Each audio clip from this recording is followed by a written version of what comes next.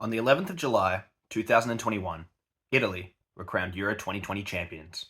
But the question on everyone's minds is, how did this super team that 3 years ago was considered the best in the world fall down so quickly? Hello guys, it's me again, Alex from the Backfold podcast, and today we're making a video that is incredibly close to my heart and incredibly difficult to make. I've been mulling over on this one for about 2 weeks now, and look, if you guys don't know me already, I am a proud Italian, but proud is one of the words that I would choose not to describe what's been going on recently with Italian football, and you know what, I just felt like I had to step in and make a video about it. So today we're going to be discussing the problems with Italian football and with the Italian national team in general, and why in the span of 3 years has everything gone from being out of this world incredible to nightmarishly horrible. Now, this video is going to be split up into three major parts. The first of which is going to be the problems with the Italian national team, as in the actual squad at the moment. The second part is going to be problems that I feel Italian football has in general that's holding this nation back. And the third one is going to be things that I think the nation can do to fix up and improve things for years going forward. But first off, let's start with the problems with our squad. Now, one of the biggest questions with the squad is, what is the major difference between the tournament squad that won and the tournament squad now that horrifically crashed out of Euro 2024? And there's many different reasons for this. One of the biggest ones, and one that everyone wants to point to, is the quality of players. Now, I think this is an obvious point to make. When you go from a squad that includes the likes of Giorgio Chiellini, Leonardo Bonucci, and Marco Verratti, swapping them out for names like Davide Fratesi and Alessandro Bongiorno and Gianluca Mancini, it's obvious why people assume that this squad is just not what it needed to be. And I would have to agree with them in certain ways. This squad is definitely a dip in quality from what we saw in Euro 2020. But this is far from the biggest reason why the squad itself was not performing. And there's many different reasons for this. The first one I want to touch upon is leadership.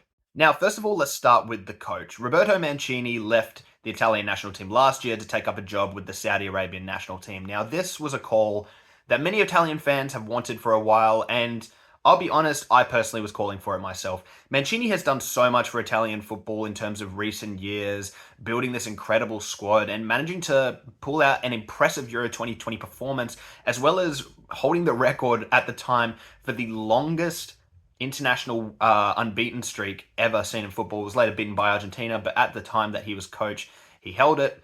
And it was incredible. It was incredible stuff. He managed to do it with an aging squad. And lots of Italian fans wanted him out. The main reason was because of his insistence on sticking with his favorites that weren't performing and his inability to trust younger talent. Now, these were problems that we thought would be fixed with the introduction of Luciano Spalletti. We had some other options as well, such as Antonio Conte, but we decided to go with Spalletti, who just came off the back of a very impressive Scudetto winning season with Napoli, and personally, I was equal parts worried and equal parts excited about this performance. Now, Spalletti is widely known for offering his players a large amount of creative freedom, and while I did enjoy the fact that players like Chiesa, players like Berardi, and various others would have the opportunity to express themselves more outside of a structure, it also made me worry about how many goals we were going to concede, how we were actually going to break teams down. Now, this worked for Napoli. They had incredible players and they were able to tear apart Serie A defenses easily. But how would this hold up with players such as Gianluca Scamacca, Matteo Retegui, and even others such as Stefano Sharawi?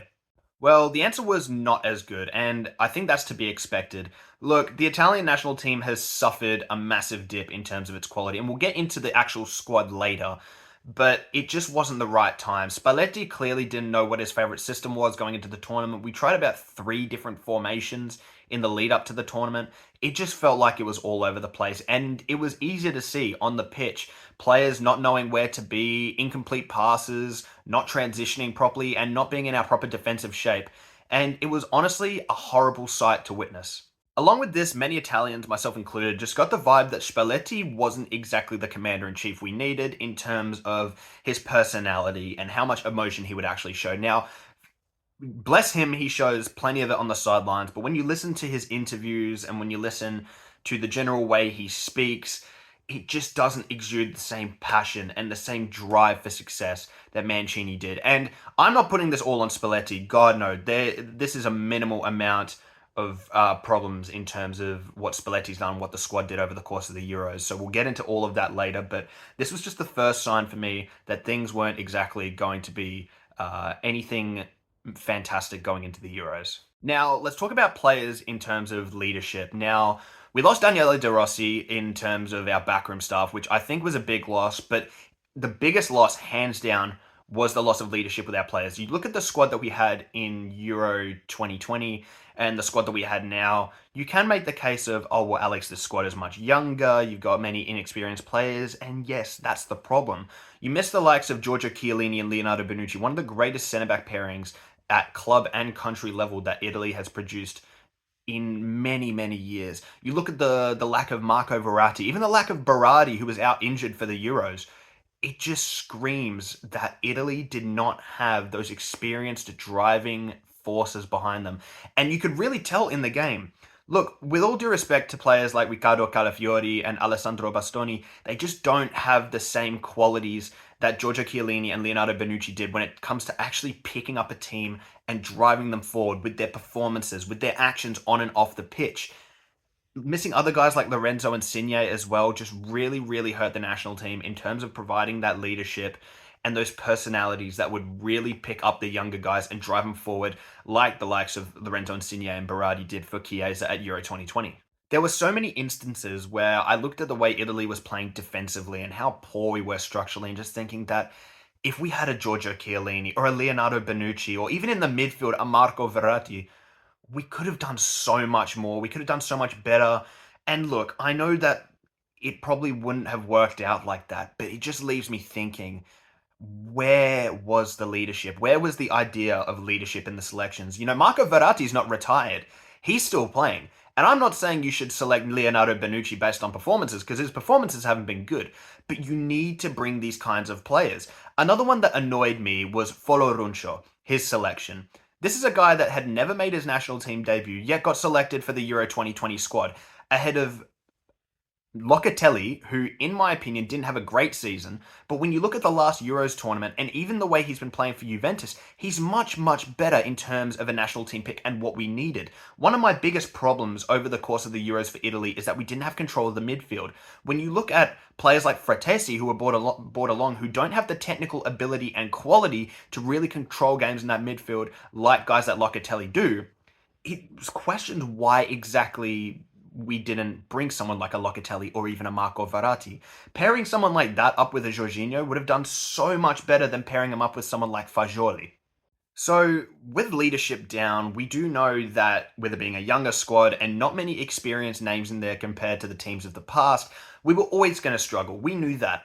But the biggest change, in my opinion, had to be the quality of the squad. Now, when you look at the team we had in Euro 2020 and compare it to now, how many players in terms of starters did we really have in that squad that we have now? We have Donnarumma, Di Lorenzo, Jorginho, Chiesa. That's really it. In terms of our starting core squad, that's really it. Missing the names like Giorgio Chiellini, Leonardo Bonucci, Leandro Spinazzola, Marco Verratti, Manuel Locatelli. Missing guys like Filippo Berardi, even Ciro Immobile and Lorenzo Insigne. They were huge misses for us. It was bounds and bounds of experience that we didn't have. Players that have performed at the top level for ages. And I'm sorry, but swapping them out for guys like Nicolo Fagioli, Matteo Retegui, and, you know, even to some degree, players like Federico Di Marco. Look, Di Marco is 100% a better player than Spinazzola, but when it comes to having experience, it means so much. And DeMarco just didn't look like he had it. He didn't look comfortable the entire tournament. He was poor defensively. He didn't create enough in attack. And really, it just screams out that this side needed more than anything quality players and quality experienced players. Look, we've got fantastic young players, and I'll touch on that later as to positive signs going forward. But our young players at this tournament just didn't do enough to announce themselves. Nicola Fagioli had a good game, yes, but I'm sorry, Riccardo Calafiori and Bastoni were really, for me, the only two positive lights of this tournament. And what else I want to say about Spalletti's management is how poor the squad selections were. I'm sorry, but when you're selecting Fodoruncho, you're selecting El Shavare, over, guys like Locatelli.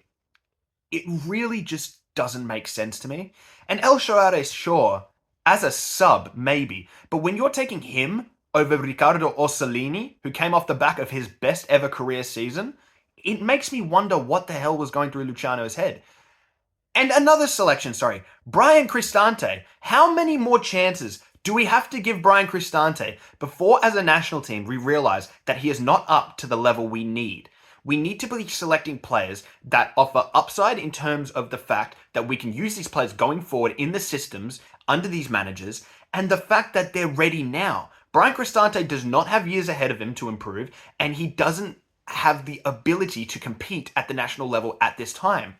He's barely good enough for Roma, and we're selecting him for the Italian national team over Locatelli and Marco Verratti. What was the point of bringing along Brian Cristante? He hasn't done a thing of note, or a good thing of note at least, for the national team in the entire time he's been in the squad. Yet every single manager brings him along, and he continues to put in poor performance after poor performance after poor performance. It is not good enough at all. And I'm sure Brian is a great guy. I'm not knocking any single player here as a person. And it's nothing personal, the criticism.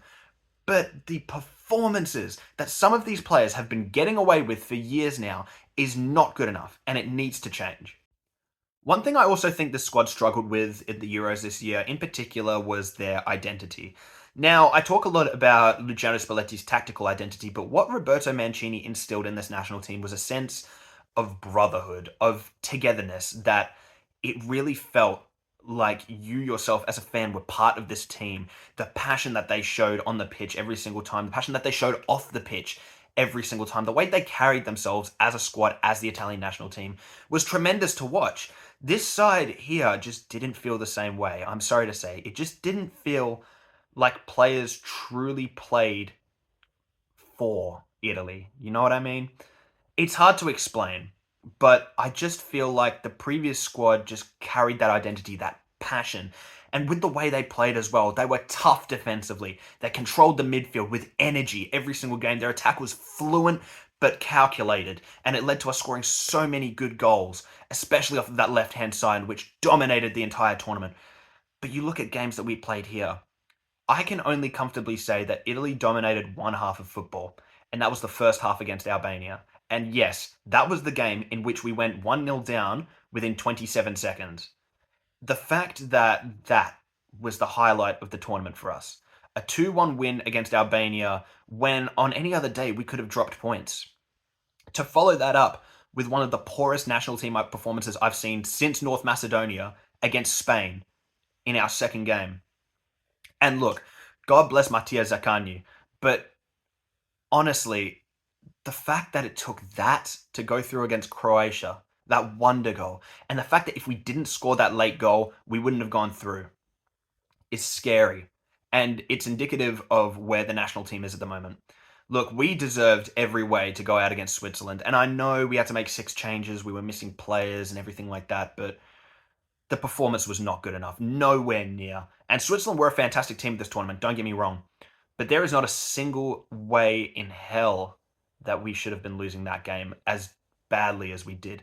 We barely looked in it to begin with. From the start, we were the second best team, and nothing changed throughout the entirety of the game. It didn't feel like Spalletti actually had the balls to make any significant changes. The players didn't want to put in any extra effort, and it was so incredibly poor that I have not spoken to a single Italian person who isn't entirely ashamed of how we performed there.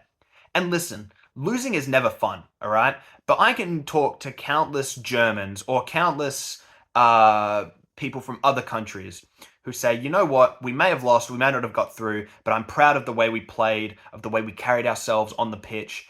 It was great. I can't say that for the Italian team. We didn't play with pride. We didn't play with energy. We didn't play like we knew how to have a style of football. And that's the main problem, in my opinion. The fact that we carried ourselves like we were unable to actually form our own style. And this was a thing with Spalletti changing up the system so much before the start of the tournament. I always knew it was going to happen. But Mancini knew what he wanted from his squad. Spalletti, it seems like he didn't even know his best starting 11, which is the real problem here. As the national team manager, you only have a certain amount of time to be with your squad, to form that identity. And the fact that Spalletti went into this not even knowing what system he wanted to play with the national team says enough to how we performed at the Euros and how we're going to continue to perform if things don't get shaped up real quick. Spalletti's our manager until the 2026 World Cup, and I back him fully. He's a great manager who can get a lot out of his teams that perceivingly have less quality than others, but he needs to get a move on. He needs to figure out what his best formation is. He needs to figure out who he wants in his national team going forward, what system of play he wants, and we need to figure out how to adapt to that in terms of the players, because it's not good enough at all from what we've seen at the Euros. Now, this leads into point number 2 that I wanted to discuss, and that is, what are the problems with Italian football that are currently holding the Azzurri back? And obviously, there is so many problems with Italian football, as there is with world football at the moment. But Italian football in general just has been struggling as of recent. Now, the Serie A, in my opinion, is one of the most exciting leagues to watch. It is incredible. I love it. I prefer it over the Premier League on its day. However, there is one big problem with it, and that is there's a severe lack of Italians in the Italian league. And by that, I don't mean the fact that, there's the lack of players like Brian Cristante. Because when you look at it, majority of the Italian national team right now plays in the Serie A, which is great. I love the fact that we're promoting Serie A talents. The problem is, look at how many of those young players are coming through Serie A. It's a much smaller number. It's a much, much smaller number. And you will say to me, Alex, look, we had Riccardo Calafiori, we had Raul Bellanova, we had Nicolo Fagioli, all these young guys that were coming through Serie A. And I understand. But what we are suffering with right now is Serie A clubs that are refusing to trust their younger talent, and it's just not good enough. We've got so many young Italian players that are being loaned out yearly to Serie B, to Serie C, to Serie D even. And I just think, why are we doing this? Why do we even bother? You look at the way that our youth teams have carried themselves. Under 19 Euros champions, under 19s constantly performing at a top level, under 17s world champions. And these kids can't even get a start in the Serie A until they're 22. It begs the question as to what the priority for these clubs should be. And I've spoken about this for a long, long time. The one thing that will kill Serie A clubs is the lack of funding and just the overall importance of having current success rather than building a future project. And we see this year on year and year. And for some of you guys that might not know what I mean, how many times do you see Italian clubs that really, really trust their young talents rather than going out and buying a washed Premier League player for a load of money? You look at Juventus's midfield, the fact that they're signing guys like Pogba, like Rabiot, guys like Dennis Zakaria, when in their academy they had guys like Fabio Miretti, guys like Nicolo Fagioli, guys like I don't even know. Luis Hassa, for example. The fact that we're not trusting the young talent is going to kill the Azzurri going forward, and it is indicative of what's happening now. There's no energy for this team. It feels like it's completely dead and just void of any passion and any quality. And we know the quality is there with our youth teams. We've seen it from the under-17s World Cup, the under-19s Euros. We know the quality is there. But the fact that guys like Gabriel Leoni, Simone Pafundi, and even guys that are coming through now like Francesco Camarda, and Libertale, these guys are going to be crucial to the future of the national team. If we aren't getting players like that minutes, what does that say about where this national team is going?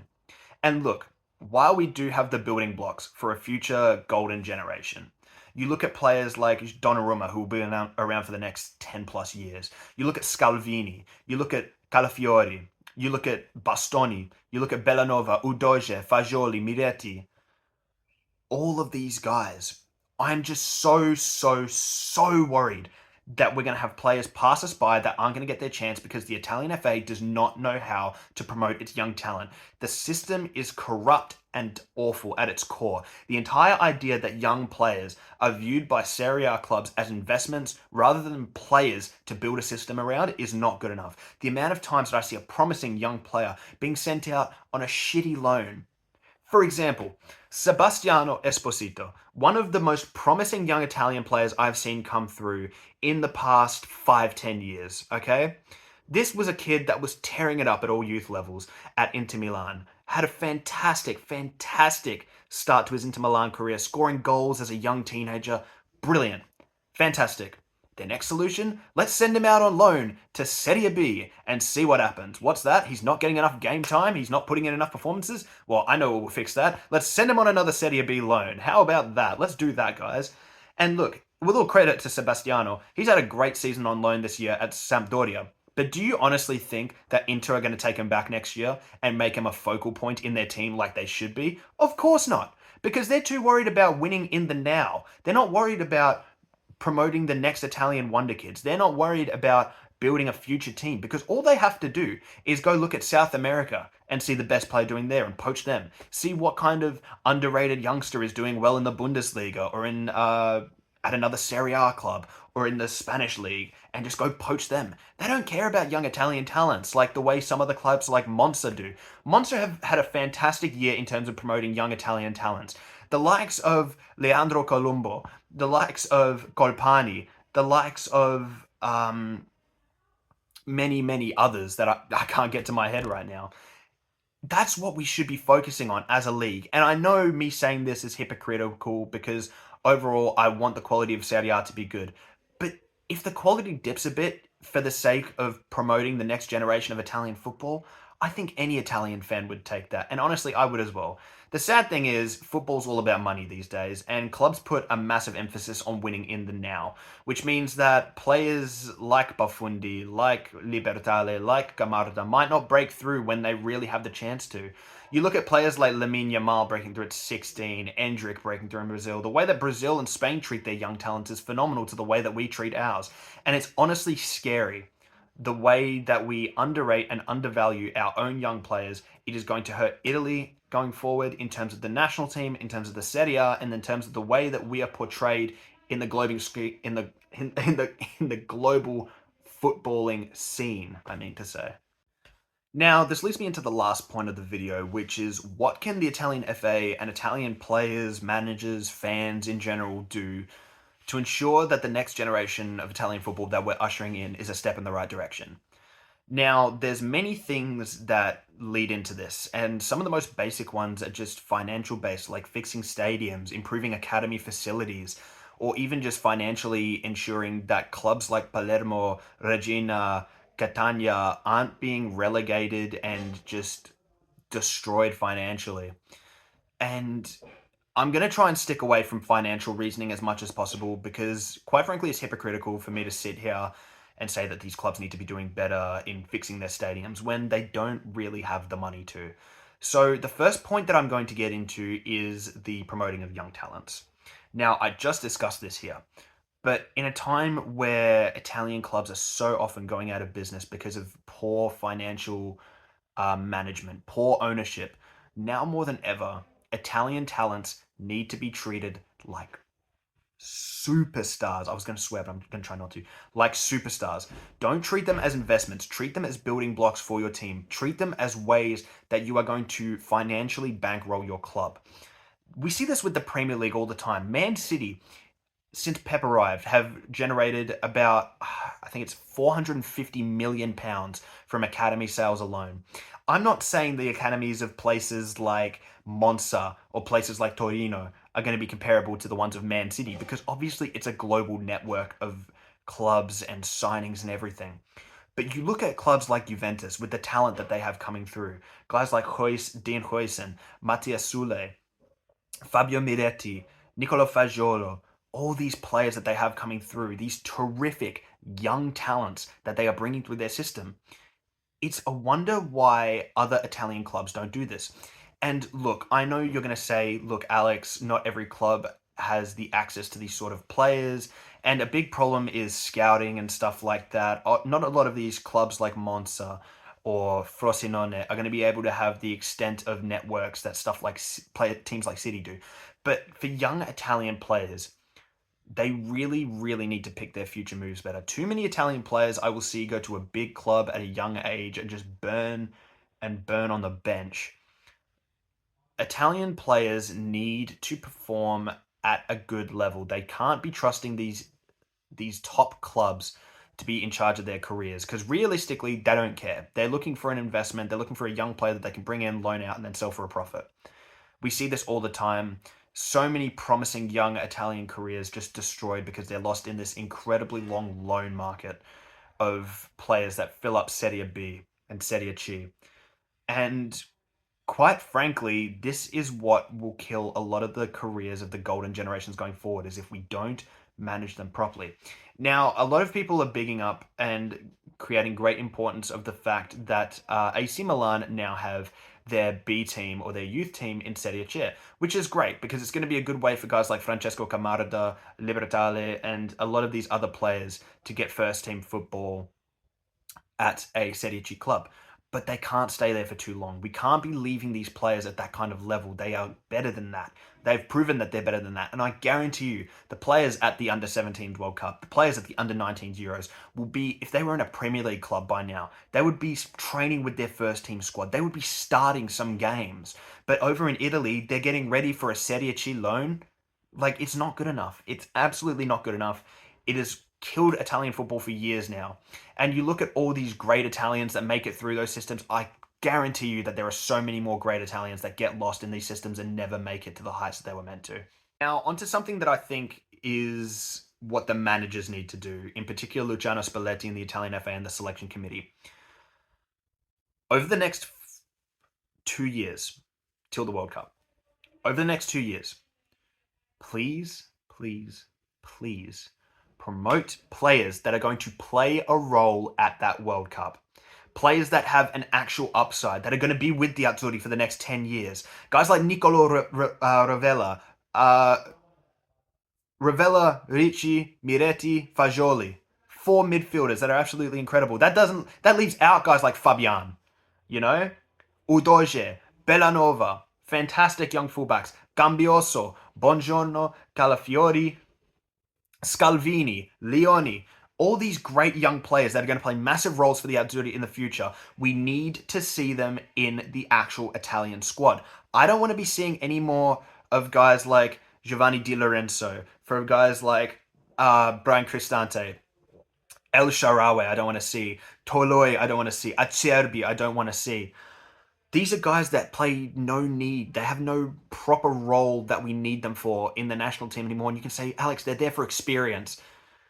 At this stage, there's only so much you can say about experienced players. I want experienced players starting. I don't want experienced players on the bench because at that point, they might as well just be in the backroom staff. And unfortunately for us, there's not a lot of experienced players that are still good enough to start for this team. If you are good enough to start for this team, I don't care what your age is, you should start for the team. But I don't want to just be bringing along experienced players for the sake of bringing along experienced players because it takes away the chances for young, hungry talents that actually want to fight for this shirt, unlike some players in the team. And one more point that I want to nail home in terms of management is that Luciano Spalletti needs to figure out what his best lineup is and what system he wants to play. There are two main ones that he goes in between. The 4-3-3 with the pivot midfielder and the 3-4-1-2 with the attacking midfielder in front of the two that hold. Now, both of these systems have their pros and cons. The 4-3-3 offers us more, I'd say, defensive stability in a way, but not at the way that we played it at the Euros. The way that we played it in the last Euros with Mancini was fantastic. We had Chiellini and Bonucci, Leandro Spinazzola, and Giovanni Di Lorenzo with Jorginho there as a pivot. We had an experienced midfield and defense, which is why we were able to sit with one less man there. With the three back, it was good with our high octane, high energy, youthful system, but it didn't offer us enough going forward. There wasn't enough creative outlets. In my opinion, the best one going forward for us as a national team is the 4-3-3. Now, that might be a bit controversial, especially because lots of people do actually enjoy the 3-4-1-2. And look, I enjoy it, but it needs to be an option. We need something that's going to offer us constant defensive stability and a system that we can actually deploy when we need to be starting games strong. And I just see more of that with the 4-3-3. The fact that we have the players to play it currently is another big indicator that we need to stick with that going forward rather than 3-4-1-2, because these players are not able to learn that year round. They know a basic formation, 4-3-3. It's taught at every club at the top level. It's what most players grow up playing. So I just think that's the best to stick with, at least for now. But guys, that's going to be the end of my video here. I know I'm ending it in my car, which is a weird spot of all places. But yeah, ran out of time to finish the video off yesterday. But I'm finishing it off now. And yeah, this is the morning after the Euros final. So bless the absolute Lord that Spain beat England in the final. And Argentina going away with the Copa America as well. But yeah, that's my opinions on Italy and the whole tournament altogether. If you think I missed anything, then make sure you let me know in the comments below. And if you want to see me do any more Euros content, or if you have any videos that you'd like to see me give my opinions on, or any subjects or anything like that, make sure you let me know in the comments below. Thank you all so much for your support. We just hit 400 subscribers as well over the past week. It's been an absolutely incredible journey so far, and we're edging ever closer to 1,000. Hopefully we can get there probably next year, but if we can get there before the end of the year, that would be absolutely phenomenal. But lads, once again, thank you all so much for joining me in for the video, and how do I outro again?